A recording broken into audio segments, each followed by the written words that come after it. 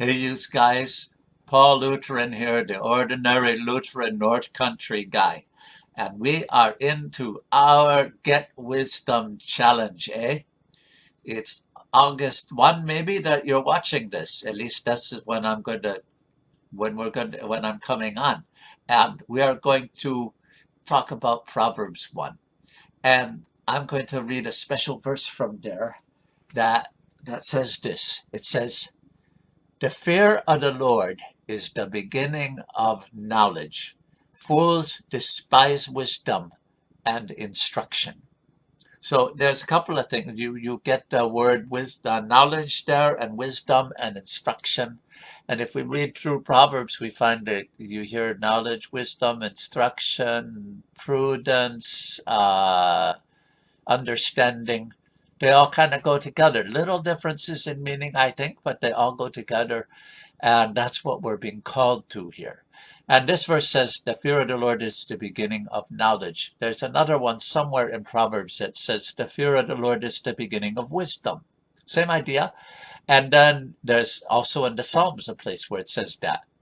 The fear of the Lord is the beginning of wisdom. And so you remember that we start there. And I'm going to come back to that. But I want to talk about some other people too. Well, two of them are real people, and one of them's a personification, I think is the way that we were taught to talk about it when we were in school.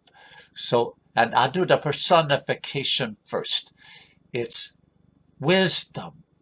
Now, wisdom, is a thing, right? It's what we're seeking for during this Get Wisdom Challenge, eh?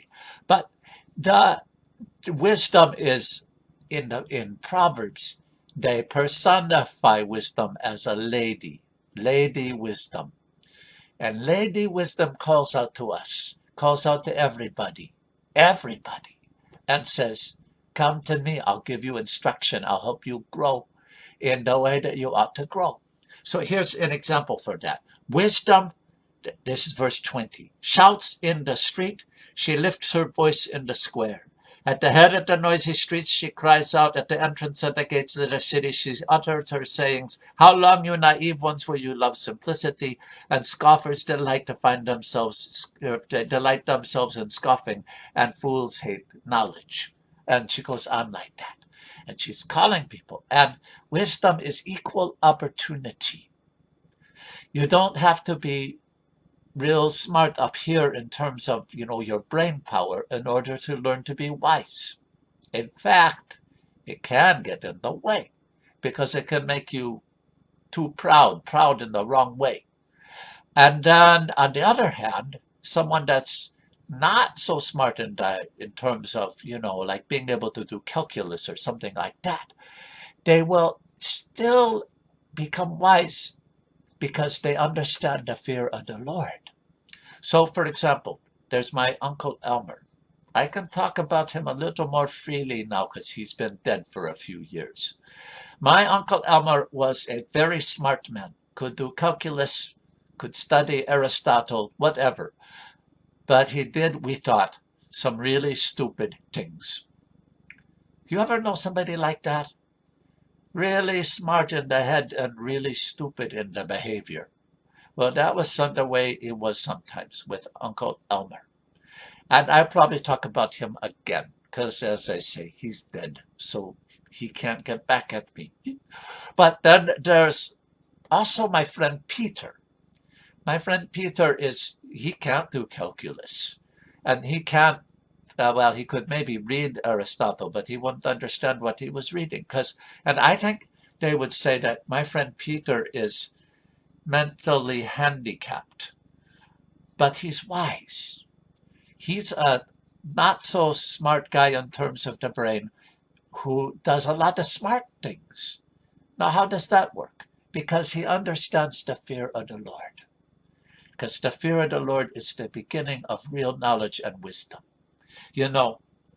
Martin Luther talked about fear of the Lord too. You remember the small catechism? The very beginning of it. Explanation to the 10 Commandments. You shall have no other gods. That's the first commandment, right? And then he says, what does this mean? We are to fear, love, and trust God above all things. That just says so much about just how we live if we really want to live as Christians. Fear, love, and trust God above all things. Now, the fear of the Lord, I don't think it means being afraid of God so much. Maybe a little bit of the fright that realizes what God could do to you if God wanted to. Maybe. But I think it's not really so much about being scared. I think it is more about reverence. And how's this one? I thought of this definition myself, and I asked Pastor Doug, and he said, not bad. So for whatever that's worth. So I think that to live in the fear of the Lord is to live as if God's opinion is the one that matters most. Which of course it is, eh? So if it's the one that matters most, then it makes sense to follow that. And so it makes sense that that would be the beginning of wisdom. And when we say beginning of wisdom, we don't mean you start there and then when you get over here, you don't need it anymore. That would be sort of like doing calculus, but saying, I don't want to do 2 plus 2 equals 4 anymore. No, you still have to do 2 plus 2 equals 4, even when you can do calculus. The more you grow, the more you need the basics. So it's like that for being wise. The fear of the Lord is the beginning. That means it's the thing that you can't do without. You have to keep it right at the forefront all the time. It reminds me of the verse in the Beatitudes, in the Gospel of Matthew, where Jesus says, Blessed are the poor in spirit, for theirs is what does he finish that with? I think it's theirs is the kingdom of heaven.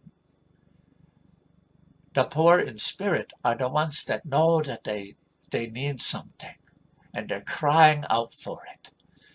And if we are poor in spirit with regard to wisdom, and we know that we need more of it, then that will keep us going back to God. And if you keep going back to God, and if you keep living as if the opinion that matters the most is God's, of course that's going to help you. You might not always feel so wise, but of course it's going to help you to live more like a wise person. Does that make sense to you? I hope it does.